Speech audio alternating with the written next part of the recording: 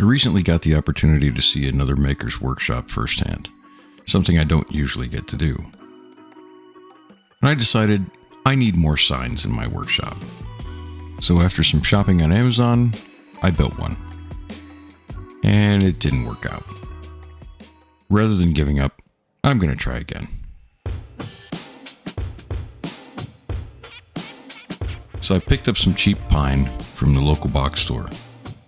And after many hours of design, came up with something that I think I'm going to like better.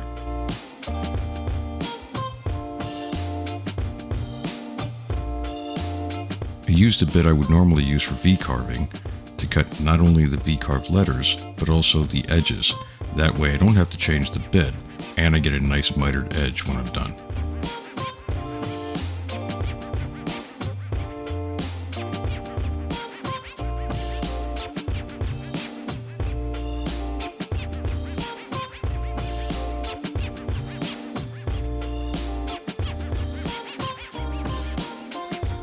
Since the overall size of the sign was going to be too big to fit in the CNC router that I have in one piece, I made it in two pieces. This actually worked out okay because I can just glue it together.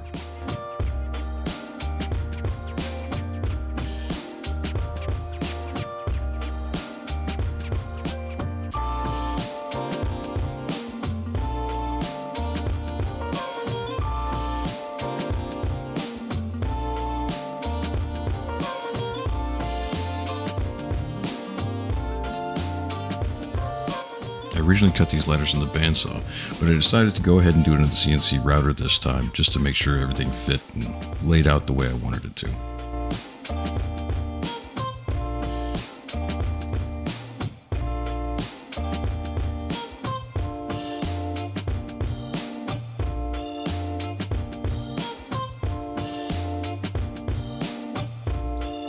To make the enclosure for the back of the sign, to hold the wires and the electricity to power the light bulb, I used some ash left over from the workbench project.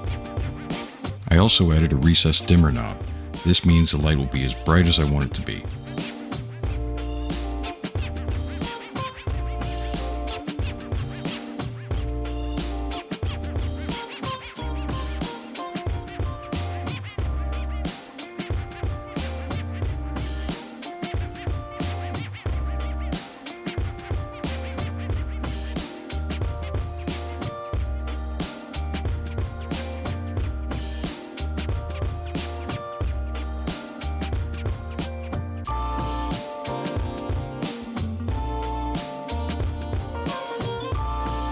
I used a paint that I would normally use on tools to paint the sign because I wanted a vintage, hand-painted, glossy kind of feel.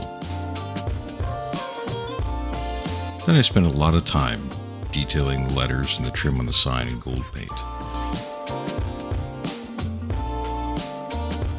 A lot of time.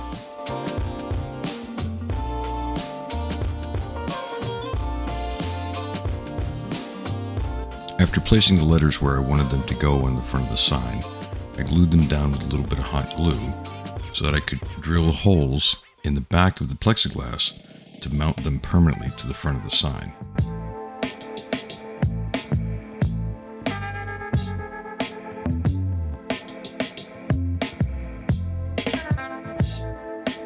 For the back of the light enclosure, I used a cheap gold-colored kick panel for a door that I got at the local box store. Turns out this was aluminum, so it was pretty easy to work and cut.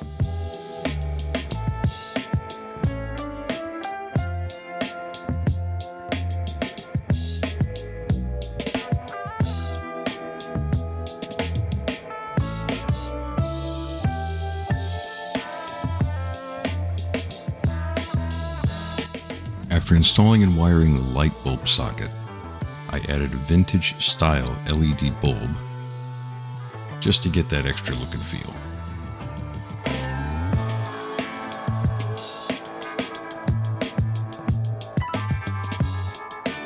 So now it's time to button it up, mount it to the wall, and let's see how it looks.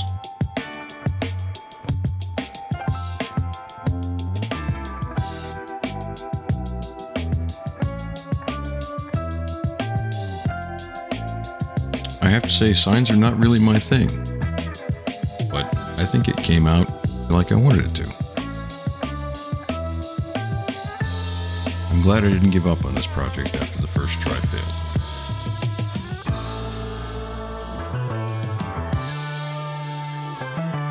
So in the end, I guess this was a sign not to give up.